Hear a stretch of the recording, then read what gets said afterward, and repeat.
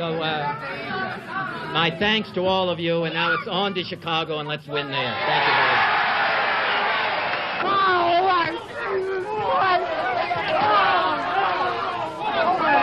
Shoot it, please shoot it! Oh, no! Oh, my God.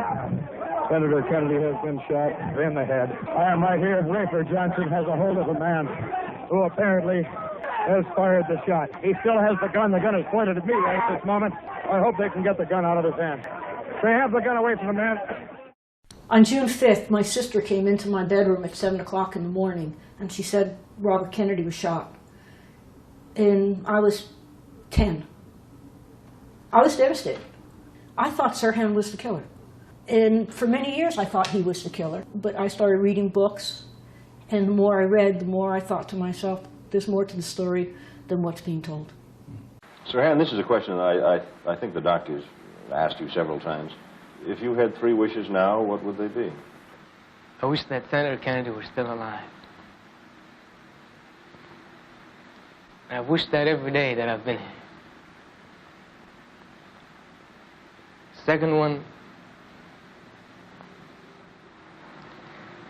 that there should be peace in the Middle East. I met Bill Pepper through a mutual friend, and Bobby Kennedy is my hero, and has been since I've been a little kid. And Bill was impressed that I knew enough, as much as I did, about the assassination, and I was in awe of Bill's knowledge. We met a couple of times, and then he said to me, I'm thinking about getting involved in this case, would you like to join? And it was, I didn't have to even hesitate. I said, yes, of course. And 11 years later, we're still working on it. So I went to meet Sirhan at Corcoran Prison. And when I met him, he was very soft-spoken, very, very quiet, polite, and very articulate. And he's one of the kindest people I've met. And one of the first things that Sirhan said to me was, if something happens to me in here, I didn't do it. Hi, I'm Dan Brown. I've been an associate clinical professor in psychology at Harvard Medical School. I've been on the faculty at Harvard for 38 years now. So I've written 18 books. One of the books is called Memory, Trauma, Treatment, and the Law. It's a standard textbook on how people remember trauma and how one does non-suggestive investigative interviews. I got involved in the case through my business partner at my private practice, whose name is Howard Behrens, a psychiatrist. And Howard Behrens had worked on as the psychiatrist for James Earl Ray for a number of years, and after seeing him for over a decade, was convinced that he was not the assassin for Martin Luther King. And he was working on a case with a lawyer by the name of Bill Pepper. And when Bill Pepper got interested in the Bobby Kennedy assassination and reopening it, Howard asked me whether I'd be interested in seeing Sirhan and doing non-suggestive interviewing to see whether I could find out what happened. So I've seen him for over 100, 150 hours over the last 11 years, and tried to find out what we could about what happened. When I first met Sirhan, he seemed somewhat clueless about what had happened the night of the assassination. He doesn't remember very much, and except what he was told by others. So what do you remember about the shooting, if you're willing to talk about that? Obviously I was there, but I don't remember the exact moment. I don't remember pulling my gun out of my body or whatever it was located, and I don't remember aiming it at any human being. I don't remember any of that, Mr. President. And I've said that from the get-go. My first impression was not favorable of the prison, because they blocked us for a year from seeing him, and the attorney, Laurie Dusek, and myself went to see him after about a year. It took us to get permission to go see him, and they put us in a room with him behind plexiglass with a phone that didn't work right in front of the guard station so they could watch over us. And he brought him in shackles after going through about 30 heavy gates. And I told him that that was not acceptable to me, and that we wanted him to be taken out of the shackles, and leg and arm shackles, and being treated somewhat humanly, and that they ought to give us a room that had a phone that worked so we could actually talk with him after waiting a year to see him. I had never seen anybody hypnotized before. Sirhan went under so quickly the first time. Dan just asked him to count from 10 backwards. And the first time, I think he might have gotten to number 3 before he was under. The other times, he didn't get past like 7, and he was under. Amazing to watch. Sirhan's one of the most suggestible people I've ever met. You can get him to do anything in hypnosis and he doesn't remember, so he's the perfect candidate. In fact, Bernie Diamond did this experiment where just before the trial, in front of a number of reporters, he hypnotized Sirhan and gave him a suggestion that when he woke up, sometime after, Bernie would pull out a handkerchief. And when Sirhan saw that handkerchief, he would have the urge to climb up the bars of his cell. So after 45 minutes, he pulls out his handkerchief in front of these 2 reporters, and Sirhan climbs up to the top of the cell, and he's hanging on the bars. And Bernie says to him casually, "What are you doing up there?" He says, "Oh, I'm just exercising." He had no idea that he was responding compulsively to a hypnotic suggestion, a post-hypnotic suggestion. Dan did things like when you wake up, it'll be hard to say your name. Something little like that. And the reason he did it, because Sirhan didn't believe that he was under hypnosis. So we needed something so when Sirhan came out of it, we could prove to him that he had been hypnotized. Sirhan thought that Dan was a kook. He didn't believe, like, you could hypnotize me and this, and he couldn't grasp the concept of the Manchurian Candidate. He just couldn't. And it took us a while to convince him that he wasn't guilty. Because Grant Cooper told him he did it. And after all those years of being told he did it, Sirhan believed that he did it. I'm not mentally ill, sir, but I'm not perfect either. Well, the first thing that I tried to focus on for the first couple of meetings was what was wrong with him in terms of psychiatric conditions, if anything. A Rorschach inkblot was given to him before the trial, and both the defense and the prosecution experts concurred that he was a paranoid schizophrenic. But that was challenged later when he went to San Quentin and was convicted, and he was on death row, because the psychiatrist at San Quentin said that he didn't see any signs of him being schizophrenic. So he asked his chief psychologist, whose name was Dr. Simpson Callis, to be more involved and spend time with Sirhan, and he spent 20 to 30 hours of time and drew the conclusion that there was nothing psychiatrically wrong with Sirhan except that he was highly hypnotizable, and speculated that Sirhan might be a Manchurian Candidate and had been programmed to be a distractor for that night. What is your own hypothesis on what happened? My own hypothesis is that there have to be other people involved. Someone had to set him up. He would be the ideal person for the purpose, because he could be exploited with the background of Jewish-Arab intense conflict. He is the ideal person because he's a follower, essentially. I was a company commander in World War II. That's the kind of man I would have wanted in my unit. He follows orders, he's willing to die. He doesn't ask even many questions. He thought that Sirhan was highly hypnotizable and that should be followed up further, which is one of the reasons why I was asked to be involved in the case, because I've written 4 textbooks on hypnosis. The Rorschach test.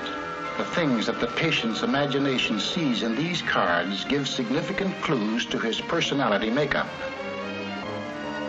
The evaluation of Sirhan was based on a Rorschach that was given to him in 1968, and that was before we had modern scientific methods to score up the Rorschach inkblot test. When you give the inkblots to somebody who potentially has a disorganized mind, like a schizophrenic, when they describe what they see, they get more and more disorganized in response to the ambiguous stimuli. So you can score up the number of ways that they show manifestations of disorganized thinking. It was originally called the Thought Disorder Index. This looks sort of like a drawing of 2 women standing on a rock and waving their hands.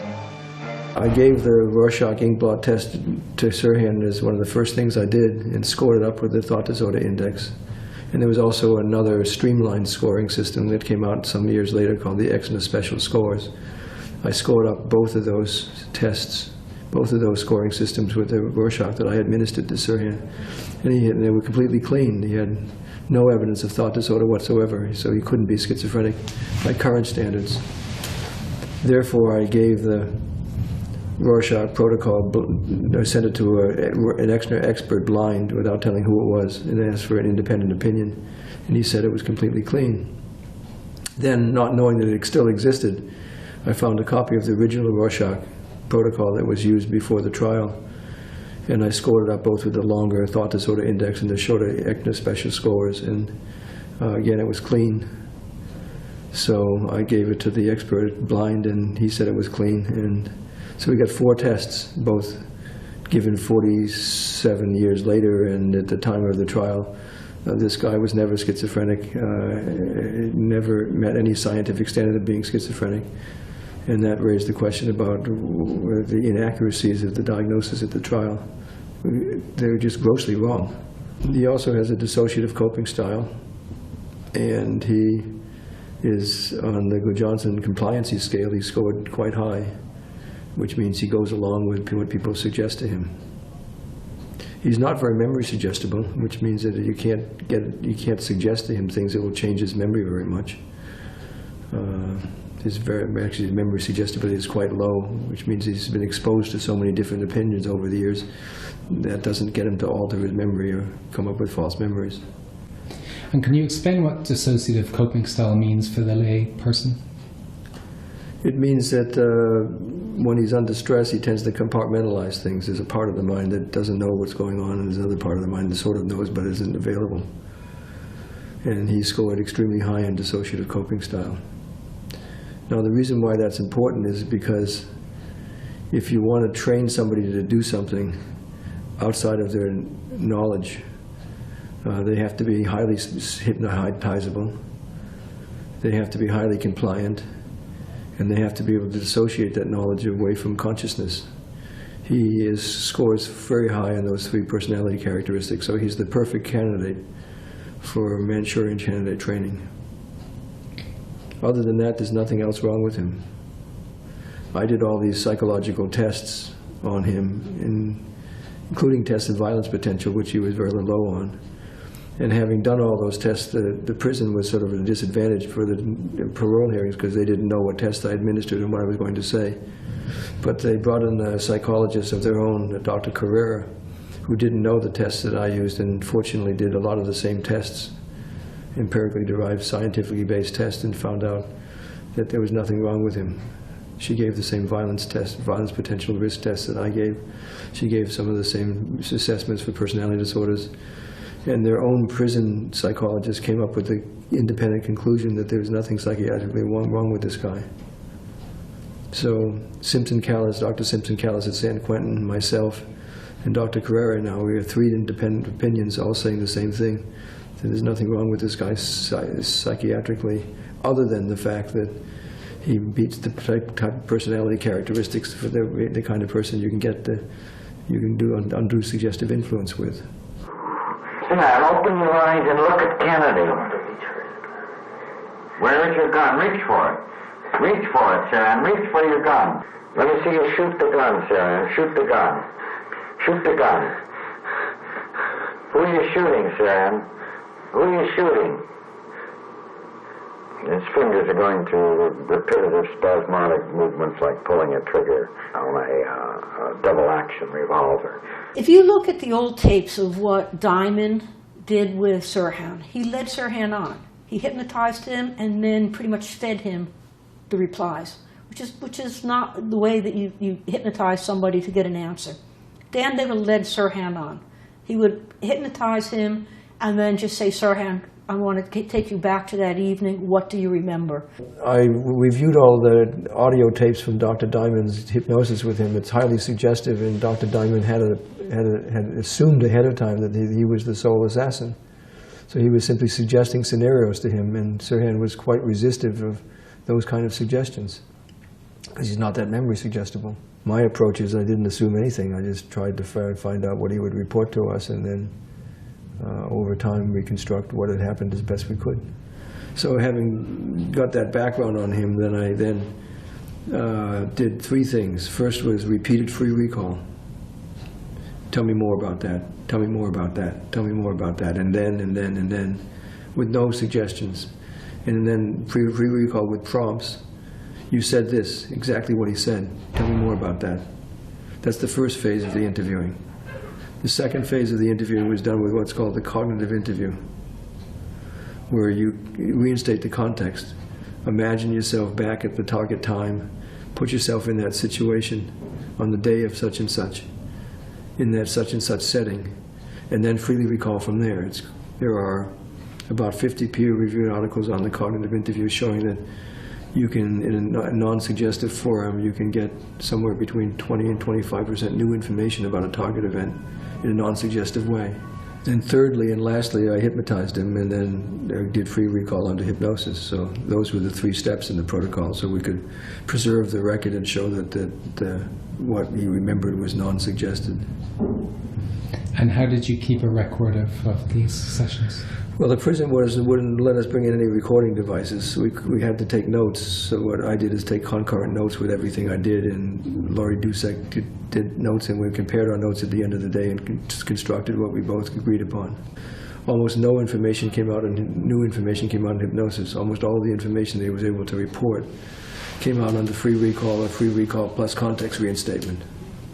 Why hadn't you remembered this stuff before? What was the key to your work with him that yielded new information? No one had ever asked him before.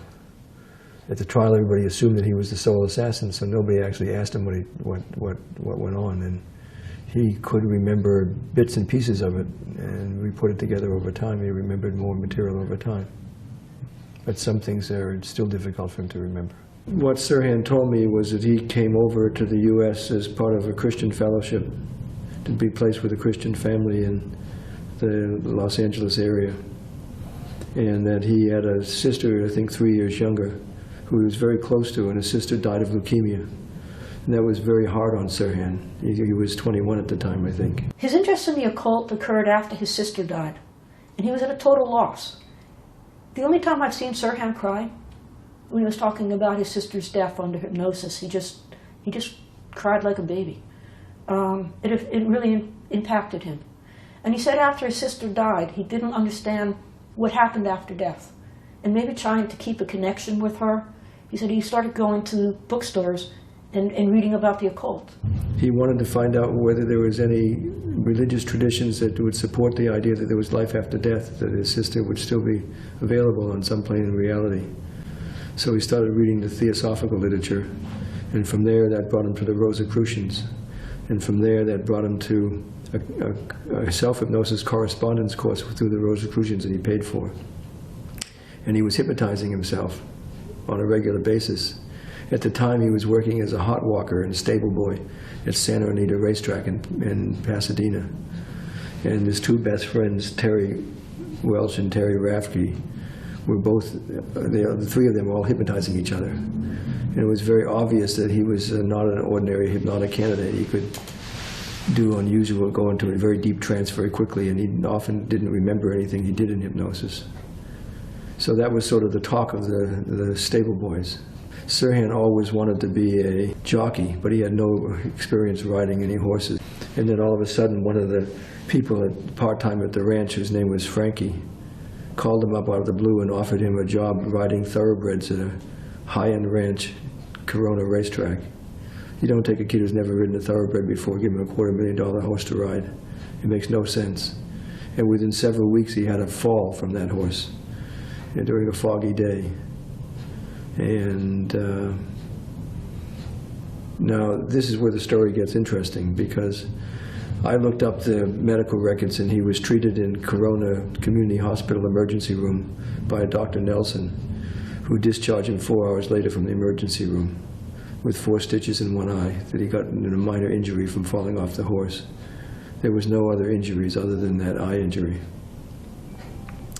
But Sirhan remembered that he was missing for 2 to 3 weeks, because every weekend he would go back from Corona to stay with his mother and his family in Pasadena. And he was missing for 2 weeks, and his mother and his best friend Terry were desperate to find where he was because he didn't come home. He remembered being on a hospital unit he remembered there was bars on the wall, and there were 6 people from the same 2 ranches with all its head injuries from the same ranch. So what are the odds of that? In the beginning, he thought he was at the hospital for a day, and then under hypnosis, he started talking and remembering that maybe he'd been there longer. And we figure out he's probably there for about 2 weeks. And he remembers a ward with no windows and maybe 6 to 8 other patients on the ward, all with head injuries. And doctors would come up with him with clipboards every day, and he remembered drifting in and out of consciousness like he was drugged. He remembers being on the special unit, and the doctors would come up with him with clipboards and take urine samples frequently during the day and ask him about his state of mind. You don't usually give urine samples for head injuries, but you do for drugs. So it looks like he was drugged and put on the special unit, and they determined that he was a good candidate for further training because of his level of hypnotizability. Well, according to Munir, his brother didn't come back for about 2 weeks. His friend and his mom were concerned where Sirhan was. And they said that there was a great change in his personality. He was more reserved. And when he finally did return home, Munir said that they got into an argument over a cup of tea, which was so unlike Sirhan, because he wasn't the argumentative type at all. So his personality had changed. Before the shooting, he went to the Fish Canyon firing range. And what was unusual that day is Sirhan would usually go to the range, shoot for a little while, and then leave. That particular day, he was there for a few hours. And the range master said the range was closing down, so Sirhan had to leave. He met a friend of Bob's big boy, and actually he regrets because the friend said, hey, let's go shoot some pool. And Sirhan, to this day, says if only he had gone with his friend, none of this would have happened. And so he went into LA, and he went to the Ambassador Hotel because there was another party there. And he had gone to school with a daughter of that candidate. So he thought maybe he'd run into some people there. Sirhan was not a big social butterfly, very withdrawn, very much to himself. And when he was in the Ambassador Hotel, he stopped at the Rafferty party and then noticed that there was a larger party going on, which was the RFK victory party, and so he went there. The interesting thing is he's not a drinker. I think he had alcohol twice before in his life, and he said each time it made him ill. Supposedly he had 4 Tom Collins. And as he was drinking, obviously the drinks affected him because the alcohol went to his head. He thought he could go back home, so he went out to his car, and he was going to drive home, but when he got to his car, he realized that he was too drunk. So he walked back into the Ambassador, and he thought he'd have some coffee and try to sober up. And when he went back in, he ran into this woman who was looking for coffee. I started searching for coffee. That was all what I wanted to do. And I found some. In the kitchen area? But where, I don't remember, sir. In a kitchen-type room? I don't remember where I saw it, but I remember getting the cup. It was a shining... Large urn? Urn. And there was a girl there. No, I don't remember much what happened after that. You don't remember? I don't remember. Do you remember anything? Other than the choking and the commotion. I don't remember that. He gets to his car and he thinks, I can't drive. I need to get some coffee. So he retraces his steps and he goes back to the same bar at the Ambassador Hotel. And sitting at the bar with the bartender now is a very attractive woman with a polka dot dress on. He had never met the girl before, according to his report. And he says to the bartender, where do I get some coffee? And the bartender turns to the woman and says, take him to the urn behind where Kennedy's talking. And she's very attractive, so he's there to pick up girls, so he starts flirting with her. But he's self-conscious. They have coffee. And of course, at the last minute, what happened at this assassination was that the route got changed, originally from going to the press room to going through the kitchen. And it took some time to figure out who changed the route and how would any assassin know that the route was changed. But what Sirhan remembered was, to me, was that a man with a clipboard and a badge on came up to him and said to him and the woman with the polka dot dress, said, you can't stay here, take him to the kitchen. And the woman led him to the kitchen. Then she's sitting on the stacking table and he's flirting with her, but she's very distracted. She keeps looking away like this. He doesn't know why she keeps looking away. And then all these people start coming through the kitchen and she goes like this. And when she pinches him on the arm, he goes into range mode. And the next thing he remembers is people were holding him down and trying to hold his neck down. And His next thought was, oh my God, I'm not shooting at circle targets, I just shot somebody. So it sounds like he was programmed to show up that night without even his knowledge, and then to, upon cue, be led to the place of the assassination, go into range mode and be a distractor and shoot wildly. And while he was shooting wildly, the real assassin could professionally take the hit and then leave, and let Sirhan take the rap for it. The polka dot dress woman was his handler. He said he never met her before. She was there to show up, to flirt with him, and to take him to the kitchen, and then to induce range mode, so that then she leaves and then the real assassin leaves. Well, over the course of many, many sessions with Dan, and this is many sessions with Dan, Sirhan recalled that she let him into the kitchen, and at one point she pinched him and turned him around into the direction that the senator was coming. And he went into range mode. He said that she looked very provincial.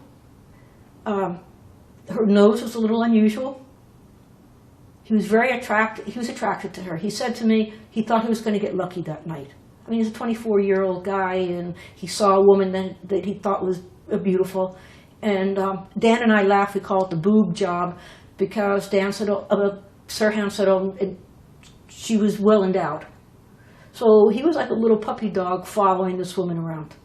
On May 18th of last year, you were sitting and writing in your room. They are the writings of a maniac. They're the writings of Sirhan Sirhan. Yes, but they're not the writings of me now.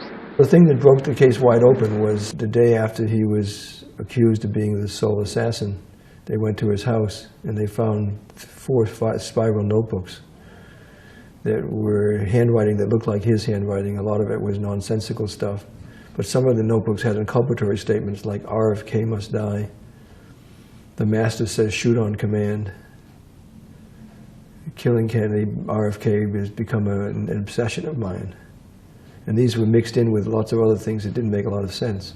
So at one point in the waking state, with instructions for free recall, I simply said to him, did anybody ever give you instructions or commands to shoot on command? And then suddenly Sirhan jumps up like this and takes a shooting posture that was familiar to him at the gun range, and starts citing these military terms that is about shooting at human organs, vital human organs like K6 and K9 and K12. And the numbers are military code names for which vital organ you aim at and target. And I'm thinking to myself, you don't take a civilian and teach them how to shoot at vital human organs. This is unusual. And then we found out that we could trigger range mode, and every time we triggered it, we could get him to stand up and start shooting automatically. And he remembered that as he was at a target range shooting at circle targets. So we call that behavior range mode behavior. It was a highly dissociative state that was induced in him, and he was trained to do, allegedly because he would be a distractor. He would, upon cue, shoot on command, and then everybody would jump him in the kitchen during the Kennedy assassination, and then the real assassin would move in and take the fatal shots, and while the chaos was going on, they would leave, and Sirhan would take the rap. But when Dan hypnotized him, and again, this is not under the first 3 sessions, this is maybe 60 hours on in, he started talking about range mode, and this woman pinched him, which we think was the cue, and literally turned him in the direction that the senator was coming. And he fired. And when he was doing this, he actually got up and reenacted range mode, pulling out a gun and shooting. He followed her into the kitchen because he had no idea where he was going. Again, he thought he was going to get lucky that night, and he was a hot-blooded young male, and he followed her. And I think he would have followed her anywhere. And she brought him on over towards the steam table, pushed up against him, and then pinched him. And he said the pinch hurt. And with that, she turned him around, and it was in the direction of the senator. And he went into range mode. Range mode, he got up, he pulled out a gun, and he went like this. Amazing to see. And did you see him firing, or? He acted out, yes, as if he was firing. And again, it sounds strange, but he thought he was at the firing range. Dan and I both looked at each other like, wow. But you can't say anything because you don't want to interrupt what's going on. Only one new piece of information came out with hypnosis. Not very much. And the only new information that came out was that I asked Sirhan to tell me what he saw around him when he was in range mode. He remembered seeing a flash. And I said, "Is that a flash of a gun?" He said, "Looks like that." And he heard the sound of a gun in a different clock position for where he was shooting from. And I said, "What about your gun? Is that your gun?" He said, "My gun doesn't flash." So he actually saw another flash of a gun, but he didn't remember it. We discovered this range mode behavior, and Sirhan actually, during one of the recall sessions in pre-recall, remembered the name of the firing range. It's called the Corona firing range. And I actually looked on the internet and found out that it still exists. And we found out that Sirhan actually had signed in there on a regular basis and was trained to shoot on command. In fact, he signed in the weekend before the assassination occurred, so he was trained right up to the last minute at that firing range. And this man, Frankie, who hired him for the ranch, was the man who brought him there. He remembered that part too. And then Frankie disappeared. He never saw Frankie after that. Frankie set him up to have the fall on the horse, and probably by drugging him. And Frankie was the person who brought him to this place where they trained him to shoot on command. And who was Frankie? Frankie is an alias. His name was Frankie Donarama, otherwise known as Henry Ramostella. And he was one of the lieutenants under the mafia boss, Mo Dalitz, from the Detroit Purple Gang. So what gave you the clue about shoot on command? If you could just go into that in a little more detail about the targets in the notebook and the shoot on command. Because it was in his notebook, so I simply asked him about it, whether anybody ever gave him instructions to shoot on command, and he said yes, and that's when he jumped up and did range mode. It was witnessed by both his attorney, Laurie Dusek, and myself on more than one occasion, and we found after a while that we could actually trigger it. If you tap him on the shoulder twice like this, which is a typical hypnotic, he gets up like this, he goes, and he starts spouting military technical terms about which vital human organ you shoot at. And then, but in his mind, he's shooting at circle targets at a firing range. Sirhan had a gun. He had an Ivor .22 pistol, and he loved going to the shooting range and firing on a regular basis. So this was not incongruent behavior for him. It was something that he did on a regular basis. But in this context, he was trained to shoot at vital human organs and to shoot upon cue and to go into range mode upon cue. It's a highly learned behavior under hypnosis, presumably. So what was the significance of him shooting at circle targets rather than shooting at Bobby Kennedy in terms of the programming? Well, in the 1940s and the 1950s, there was a lot of research on whether you can get people to do things under hypnosis that would violate their moral standards. If you distorted the reality of the information or the situation so it didn't seem like they were really doing something against their standards. Like, for example, there was a famous case in Australia of a hypnotic seduction. And the hypnotist would tell women that they were on an isolated beach all by themselves and it was really hot and it was fine to take their clothes off. And it didn't seem like there was anything wrong under the context that he was creating for them. Or in this case, if Sirhan loved to shoot at the firing range, to simply suggest to him that he could do that upon cue and direct it in a certain way towards targets. But in his mind, he was thinking that he was shooting at circle targets, and he didn't think there was anything wrong with that. So you can distort the situation significantly to get people to do things that would normally be violation of the moral standards because they don't think they're violating the moral standards. But even so, you can only do that with very people who are highly suggestible, who are highly compliant, and who are somewhat dissociative. He has all three personality markers for this. And during this kind of range mode, did he ever mention Bobby Kennedy or utter any words at all? Or? The only time he mentioned that was that when he was reconstructing his memory for what happened in the night of this assassination. He remembers going into range mode and having the girl with the polka dot dress tap his arm, and then somebody jumped him and was holding him down by the neck, and he said, "Oh my God, I wasn't shooting at a firing range. I just shot somebody." He had no idea who he shot, or that he was even in a hotel room. He just remembered being at the firing range.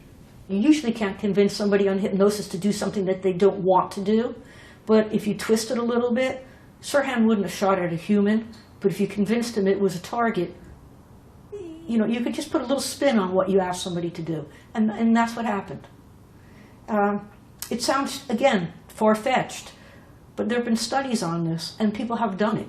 And in his notebook, there's a lot about, and the master said. Well, under hypnosis, Sirhan talks a lot about the range master at the Corona Range. He was fascinated with the man. And he felt, under hypnosis, he said, I knew I was safe with him. I knew if I needed something, I could go to him.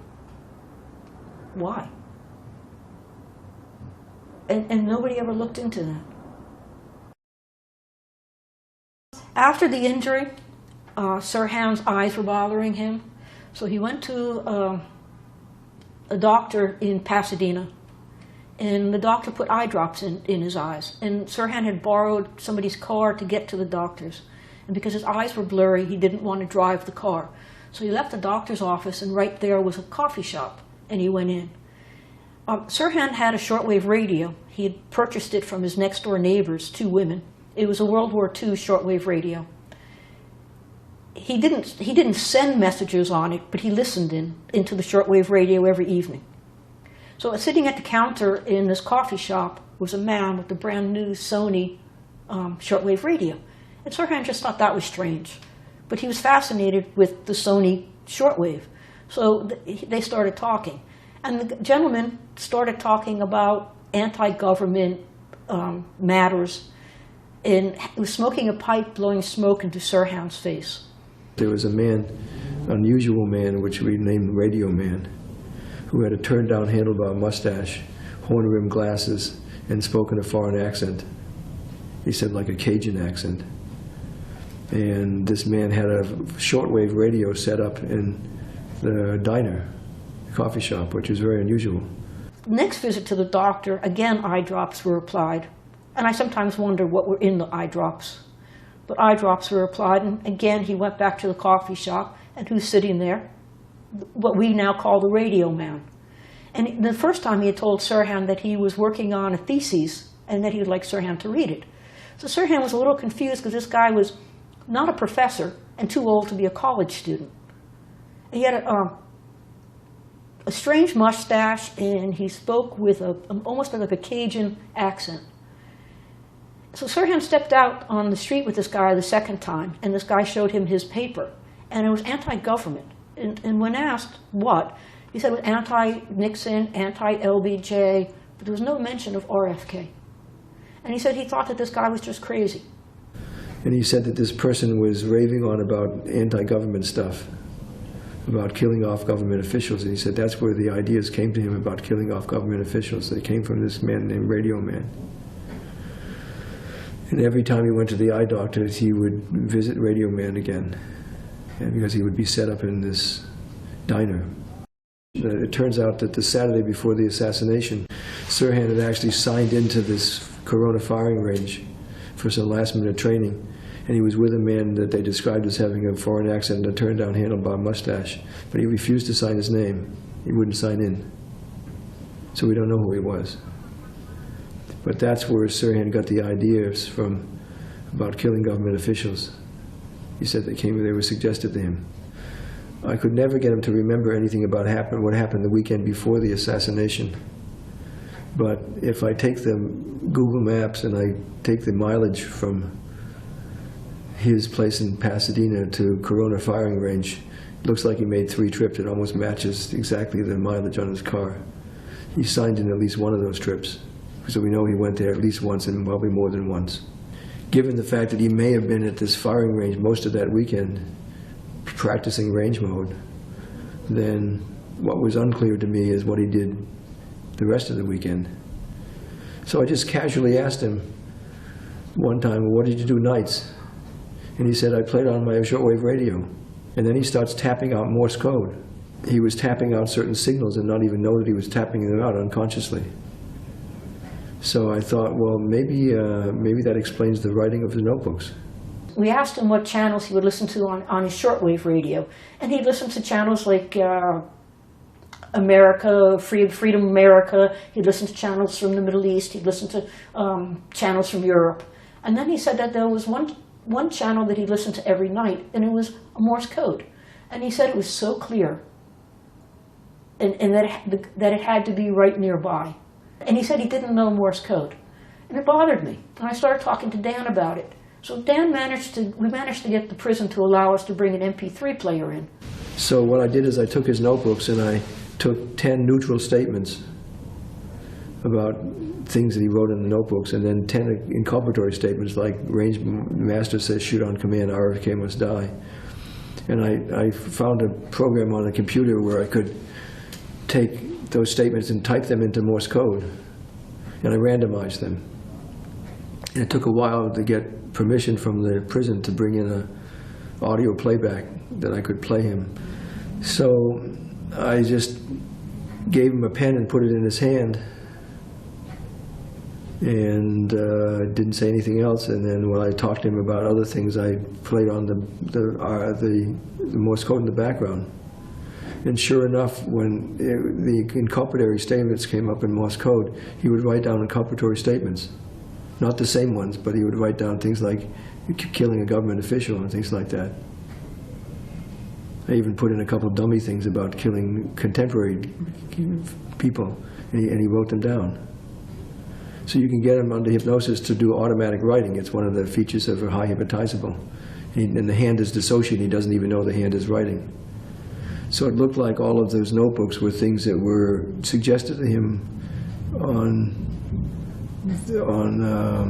over the shortwave radio as Morse code. He never even knew what he was writing down.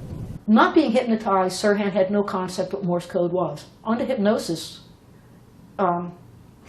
he started writing the replies from the Morse code. And then what I would do is, because he just kept writing, I would move the paper so that he wouldn't write over what he had already written. It was fascinating to watch. When you were talking to Sirhan about this, he was under hypnosis at the time? No, it didn't even bother him. He's so hypnotizable, he just goes into trance upon cue. You don't even have to hypnotize him. All I had to do is put the pen in his hand and over a piece of paper, and he'll just start writing automatically. He doesn't even know he's writing. It's quite dramatic. I wish I could have filmed it. So you're talking to him normally? About something else. I was talking about nature, something like that. And he was writing about whatever the Morse code was saying. He was writing it down. Not word for word, but the gist of it. And so the Morse code makes him go into trance, or he does it subconsciously? Yeah. It makes him go into trance? Yeah. The actual Morse code sound? Yeah. Okay. Yeah. Wow. And then when he was brought out of the state, he just looked at us and said, "No, guys, this is crazy." He himself can't grasp the concept of the Manchurian Candidate. He can't. But he also can't explain why he can't remember. That may sound fairly fantastic, but I did interview his brother Munir, and his brother said it was true that he could hear Morse code in the background because Sirhan played with his shortwave radio mostly every night, including the weekend before the assassination, and that he mostly was listening to Morse code. So these notebooks were actually shaped before the assassination, and he wrote down the statements probably before he even was involved in the assassination, just so to make sure that he would be incriminated at trial. So we would call that a involuntary confession. The first time that Dan and I met Sirhan together, he mentioned the radio man. He didn't call him the radio man, but he mentioned the fact that he met this guy and the radio. And it took us 2 years before we figured out, or thought we had figured out, the radio man and Morse code.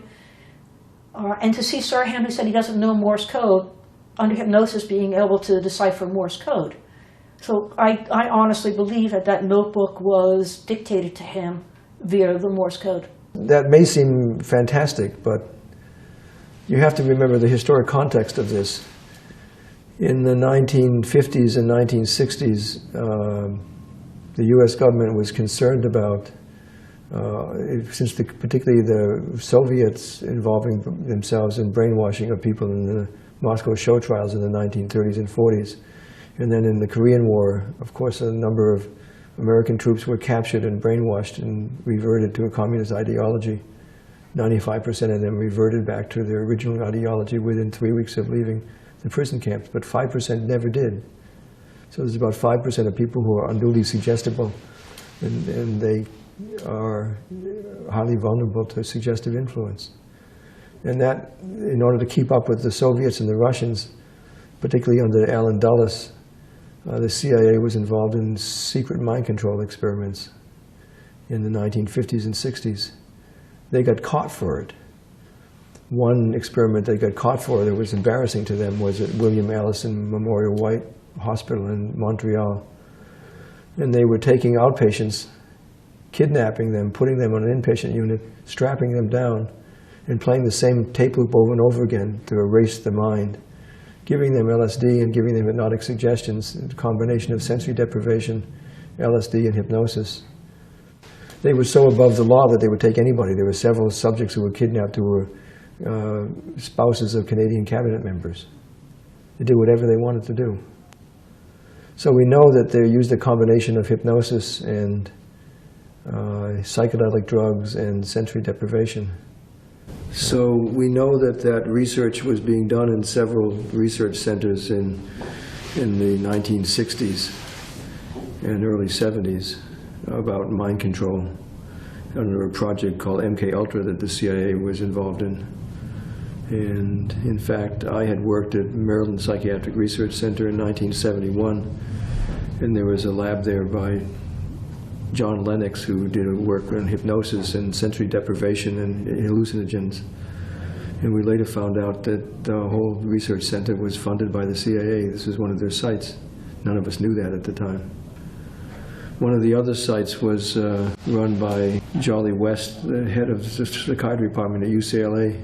And he had a lab in the San Bernardino Mountains where they worked on mind control experiments. So he would be the more likely candidate to be the person to have programmed Sirhan. So at one point I gave Sirhan a picture of Jolly West and 5 other dummy pictures, and he immediately pointed out to Jolly West and said, "This guy's familiar to me," but he couldn't say why, so it wasn't a full identification. It actually started with the OSS before the CIA, and when they were doing work in the 1940s, there was a hypnotist by the name of George Estabrooks who worked for them for quite a number of years and claimed that he could make alternate personality states that could be made to kill and to send unconscious messages they didn't know they were sending. So, and some of those messages were sent through Morse code. So we know that this was the zeitgeist of the time. A good friend of mine and colleague, a law professor, Alan Shefflin, sued the government under the Freedom of Information Act and has collected a number of the files from the CIA about their experiments, and we've read several cases where there were successful hits of assassinating minor officials, government officials in other countries through hypnotic programming and mind control. And there's extensive documents that we've seen on what are called hypnotic couriers sending messages through covert means like Morse code and things like that that the person didn't know they were carrying. So the idea that Sirhan's own confession would have been shaped by himself without knowing it through Morse code may sound fantastic, but it's very much consistent with the practices of those times in the mid to late 1960s. And can you explain to the layperson what an altered personality state is? It's something that's produced by suggestive influence and to respond only at certain cues upon command, and then the person doesn't know that they have, like range mode. Unless you know the cue, you can't open it and get the person to act that way. But if you know the cue, you can get them to act on it, and they often don't remember anything they do in that state. Which is why Sirhan doesn't remember anything other than showing up there and then somebody pinning him down. Doesn't remember other than that. He thinks he's still shot at a fire circle targets at a firing range. One of the things that's missing in this case is no one's ever considered the mafia connections. Bobby Kennedy was going after organized crime in this country, and the man he targeted was primarily the Detroit Purple Gang boss, Mo Dalitz, and his good friend Jimmy Hoffa. Now that has a long family history, because Joe Kennedy in Somerset Company was a rum runner during the Prohibition years. That's where the family made their fortune. At one point, Joe tried to open up territory in New Jersey, and he ran afoul of the local mafia boss at the time, who happened to be Mo Dalitz. Mo Dalitz took a contract out on Joe, and the Chicago mafia boss, Giancarlo, paid the hit off to keep Joe alive as a friend, as a personal favor. It's not an accident Bobby went after the same guy. And it's not an accident. No one's ever connected the dots before. Frankie Donarama, or Henry Ramostella, whatever his real name is out of New Jersey. He worked for Mo Dalitz as his assistant. That's the guy who hired Sirhan for the ranch, who he had his fall, and brought him to the firing range. Frank was the person that took Sirhan to the hospital. Frank was the person that picked Sirhan up from the hospital. So I think Frank had a lot to do with this. Frank was responsible for Sirhan being hired at the ranch. Well, Frank had mafia connections left and right. That took us a long time to convince Sirhan that the mob was most likely involved. Well, not most likely, was involved in this. To this day, if you ask Sirhan, he goes, I don't know. And he's not going to say yes because he honestly doesn't know. We know that J. Edgar Hoover fought Bobby at every step of the way about organized crime. We now know from Newman's research that J. Edgar Hoover had a gambling addiction. And he had privileges at Del Mar Racetrack, owned by Mo Dalitz. And he would often write off Hoover's gambling debts. So it's not an accident, I don't think, that it was just coincidental that Bobby tried to bring down organized crime and was blocked by Hoover on every occasion possible. And that Hoover is covering his own gambling addiction with Mo Dalitz, the very guy that Kennedy wanted to bring down. And that all these Mo Dalitz figures appears in this picture that I've uncovered here.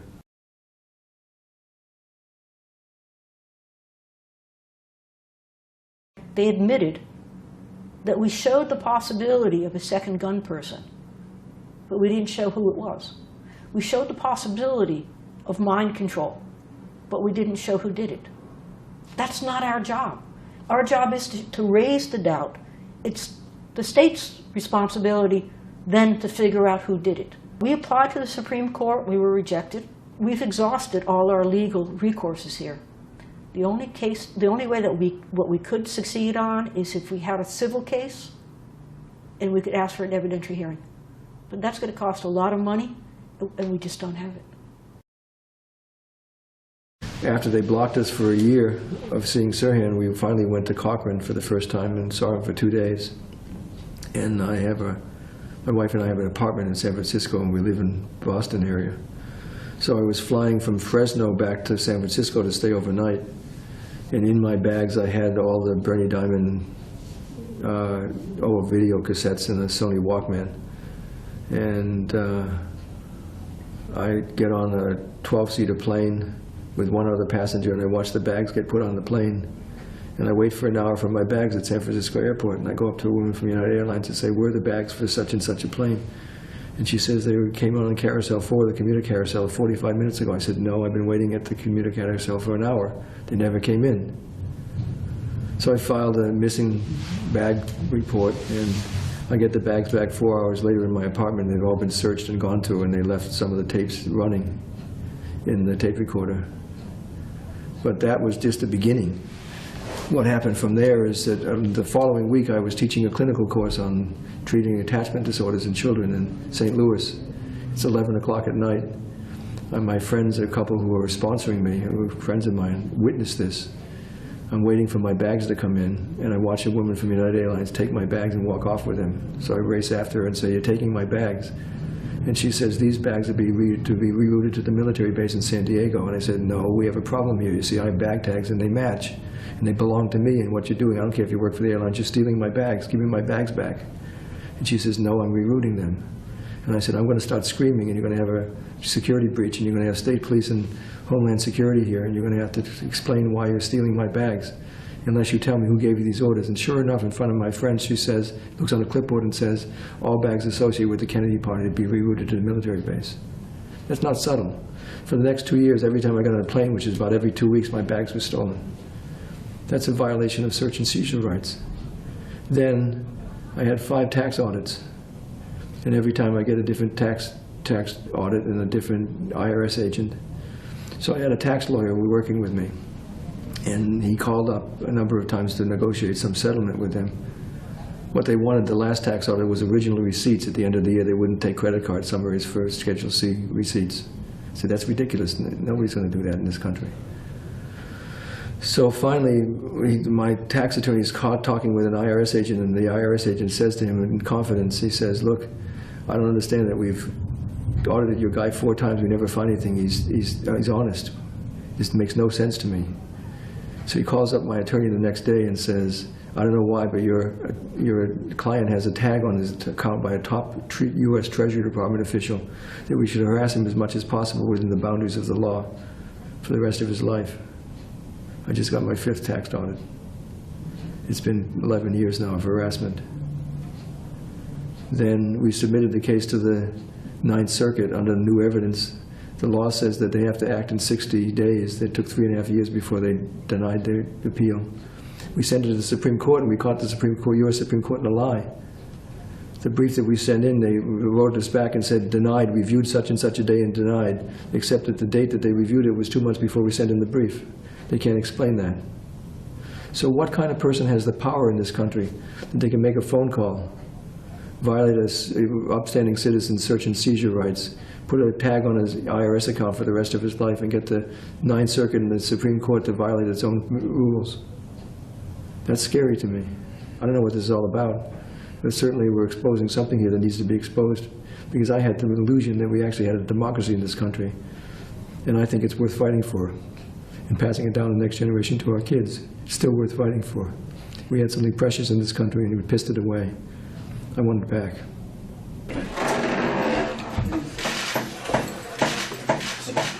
How you doing, Mr. Sirhan? Good afternoon, John. Your seat right there.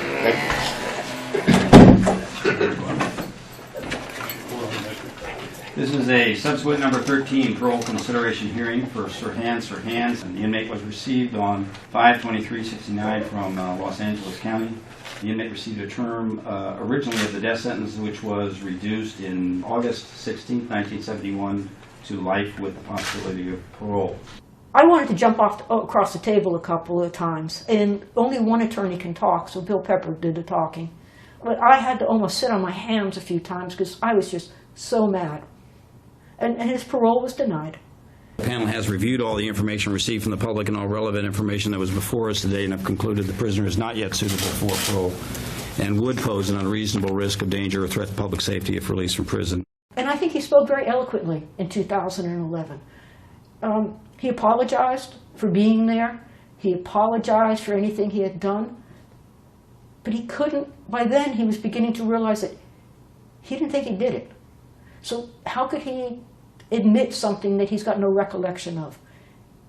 And for him to get out, the parole board wants him to say, yes, I did it. And he can't because he's got no recollection. So then in 2016, Sirhan told me, I can't do it. I can't take the humiliation anymore. I'm not going to appear. And I told him that Paul Schrade was going to be there. And he said to me, Laurie, you've said that to me before. And I said, no, this time it's for real. So finally he said yes. Paul spoke eloquently. I love Paul. He's such a brilliant man. And he has given so much effort into not only trying to help Sirhan, but to find what happened to his friend, Senator Kennedy. He was appalled at the way they treated Sirhan in that hearing. If you just look at the physical evidence, if you look at the ballistics, if you look at the autopsy report, there's no way that Sirhan could have shot the senator. So even if you don't believe in the Manchurian candidate aspect of this, but you just look at the hard, cold facts, Sirhan did not kill the senator. And Paul felt guilty that he hadn't come forward sooner. Because with Paul Schrade being part of this, we had more press than we would have gotten without. But Paul did say to Sirhan, I'm sorry, I should have been here sooner.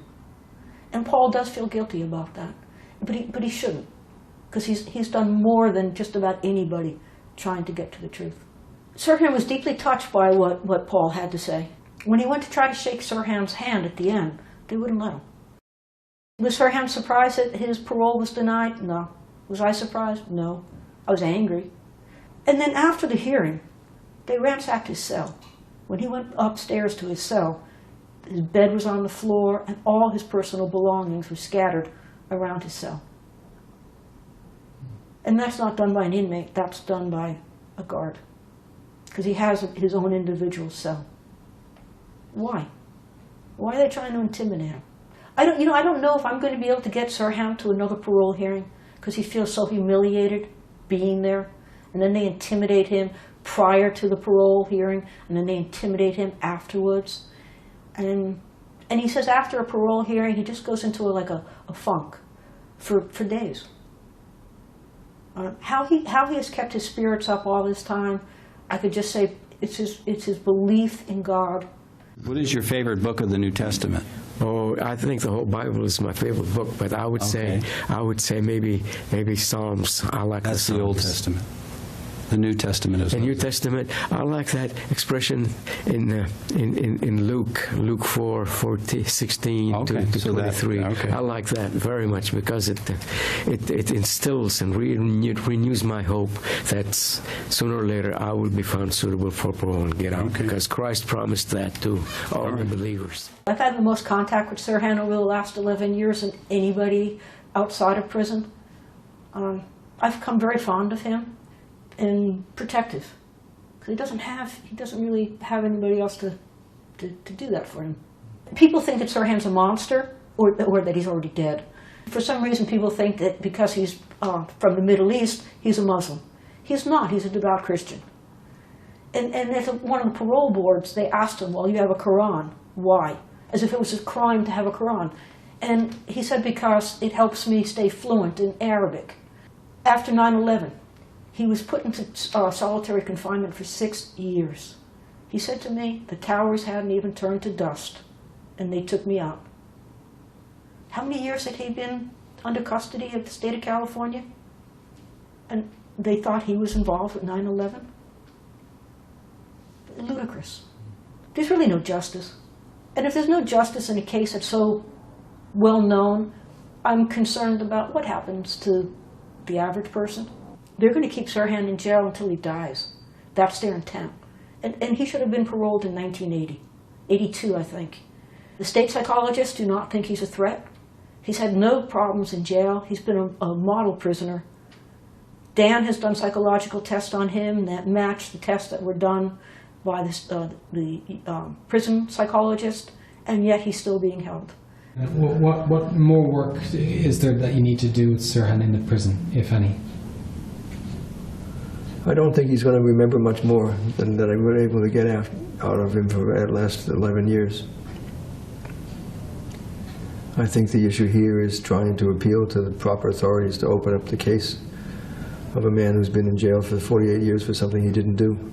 Sirhan will not push anybody in front of the bus. When we talked to him about the polka dot dress girl having a part, he defends her. He's getting to the realization now that somebody had to be involved, but he's not pointing a finger at anybody because, as he says, I don't know. And I don't think he wants done to somebody what was done to him. He believes that it's a possibility that somebody hypnotized him or somebody did something to him for this to have happened. I know that sounds strange because when you talk about the Manchurian Candidate, people don't buy it. And I don't understand why, because there's enough proof out there now that the government was involved in experiments like that. So if that was done, why is it so hard to believe that Sirhan couldn't have been a Manchurian Candidate? So what's left to do with Sirhan? What more work can you do with him? I need to get the story out now so that people will begin to look into it. I think we know a lot. I think that it's clear that Sirhan was not the sole assassin. He's innocent of that. He was there to be a distractor and to take the rap. I think we know that there was a cover-up that both the LAPD chief of police and the DA's office participated in. I think we know that the Mafia had some involvement in this, and J. Edgar Hoover had some direct involvement in it, but it goes far beyond Hoover if he was also killed. So how far up it goes, the further up you go, the less the paper trail. But I think that what should happen is the proper law enforcement agents should be involved in investigating this and reopening it. The prison won't allow a video interview of him. We could do an audio via telephone. But as he said to me in June, he said, "Lori, I've already said everything I have to say. I don't have anything else to add because I don't remember." And he goes, "And I trust you to speak on my behalf." Sirhan now works in the kitchen. He basically stays by himself. He said he used to read a lot, but he doesn't read much anymore. He listens to a radio, he's got a TV, and he tries to exercise. People think that you get paid for doing this. I don't get paid. Money comes out of my pocket, and I spend time on this that I could be investing in something else. I gave my word to Munir and Sirhan, not that we'd win, but that I wouldn't give up. And over the years, I'm fond of Sirhan, but I really look upon Munir as a friend. He's a really great guy. And when people see this, they don't understand that it's not just the Kennedy family that suffered, the Sirhan family. I mean, Munir, this has been 50 years of Munir's life. And he's the last relative that Sirhan has. Does it impact Munir? Greatly. So 2 families have suffered. 2 families have lost a family member. Yes, the senator is dead, but Sirhan's been incarcerated for 50 years. And I gave my word, and I just think that you're as good as your word, and I'm not going to give up. I would say that personally I never expected in a million years that I would be attacked by my own government for my investigation in this case. That's been the hardest pill to swallow. But I'm feisty. I'm not about to roll over and play dead because people intimidate me. I think that this country had a precious democracy. I want to keep it going.